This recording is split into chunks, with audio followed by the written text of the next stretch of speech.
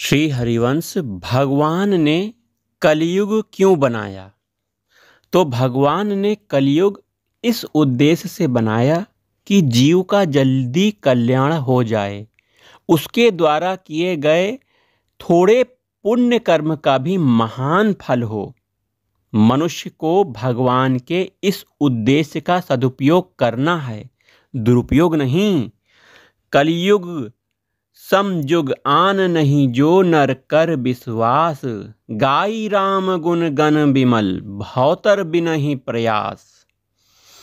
जो सतयुग में 10 वर्ष तपस्या करने से, ब्रह्मचर्य तप आदि करने से मिलता है, उसे मनुष्य त्रेता में 1 वर्ष, द्वापर में 1 महीना और कलयुग में केवल 1 दिन रात अर्थात 24 घंटे करने से प्राप्त कर लेता है। वहीं एक और प्रश्न है, कलयुग कहां तक अपना प्रभाव डालता है? तो सुनिए ध्यान से। कलयुग का प्रभाव इतना ही है कि सतयुग आदि में धर्म का पालन सुगमता से होता है, कलयुग में धर्म का पालन कठिनता से होता है। कलयुग में धर्म का पालन कठिनता से होने पर भी थोड़े अनुष्ठान का अधिक फल मिलता है। वहीं अगला और प्रश्न है, ध्यान से सुनिए। युगों का ह्रास जिस क्रम में होता है, उस क्रम में उत्थान क्यों नहीं होता? कलयुग के बाद द्वापर न आकर सीधे सतयुग क्यों आता है? तो ध्यान से सुनिए। प्रकृति का कार्य स्वतः पतन की ओर जाता है, पर उत्थान भगवत कृपा से होता है। जैसे किसी बात को स्वतः भूल जाते हैं पर याद करना पड़ता है, अतः भगवान ही की कृपा करके कलयुग के बाद सतयुग लाते हैं। अगला प्रश्न है, एक तात्पर्य आपको बताना है, हम बताएंगे। वो शब्द है, कली कर एक पुनीत प्रतापा, मानस पुण्य होई नहीं पापा। तो इसका क्या अर्थ है? इसका तात्पर्य है कि भगवान ने कलयुग में छूट दी है। क्या छूट दी है?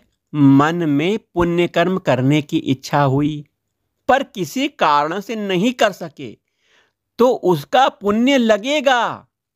जैसे कि तुमने सोचा कि भगवान को मैं हीरो का हार पहना दूं, मन में विचार किया आपके हाथ में हीरे का हार है और भगवान को आप पहना रहे हो, भले ही आप बहुत गरीब हो, आपके सामर्थ्य नहीं है कि हीरो का हार पहना सको, लेकिन आपने मन में सोचा और पहनाया तो इसका वही फल प्राप्त होगा जो आपने साक्षात पहनाया होता।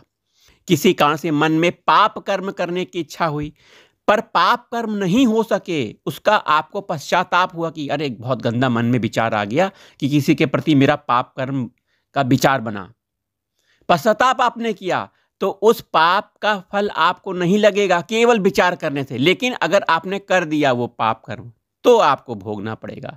मन में विचार आने से, इच्छा होने से संकल्प ना हुआ तो उसका आपको पाप का भागीदार नहीं बनना पड़ेगा। तात्पर्य है कि मन में आने से पाप नहीं होता, प्रत्युत करने से पाप होता है। जिसकी इच्छा नियत पाप करने की है तो उसको तो पाप लगेगा ही, क्योंकि इच्छा पाप का मूल है जिससे पाप पैदा होता है। हाँ, पाप करने की नियत ना होने पर भी किसी कारण से, पुराने संस्कारों से, कलयुग के प्रभाव से मन में पाप की वासना आ जाए तो उसका दोष नहीं लगता।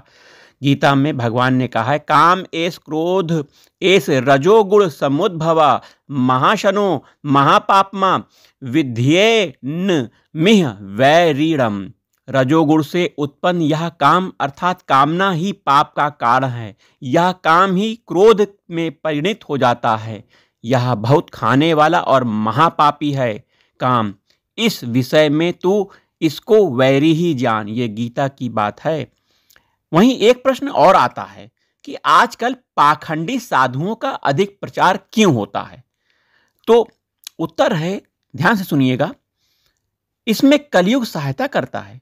यदि पाखंडी साधुओं का प्रचार नहीं होगा तो कलयुग कैसा कहलाएगा, कैसे कहलाएगा? वास्तव में पाखंडी साधुओं का प्रचार केवल भव का होता है, जो स्थायी नहीं होता। असली त्यागी साधु का प्रचार स्थायी होता है। उसके द्वारा लोगों का स्थायी और असली हित होता है, असली कल्याण होता है। जिसके भीतर थोड़ी भी भोग वासना होती है, उसके द्वारा लोगों का असली हित, असली कल्याण नहीं होता। वहीं अगला एक और महत्वपूर्ण प्रश्न छोटा सा है। स्वर्ण मतलब सोने में कलयुग का निवास बताया गया है। अतः स्त्रियों को सोने के गहने पहनने चाहिए कि नहीं पहनने चाहिए? तो सुनिएगा, गहना पहनने में दोष नहीं दिखता। स्वर्ण को पवित्र माना गया है।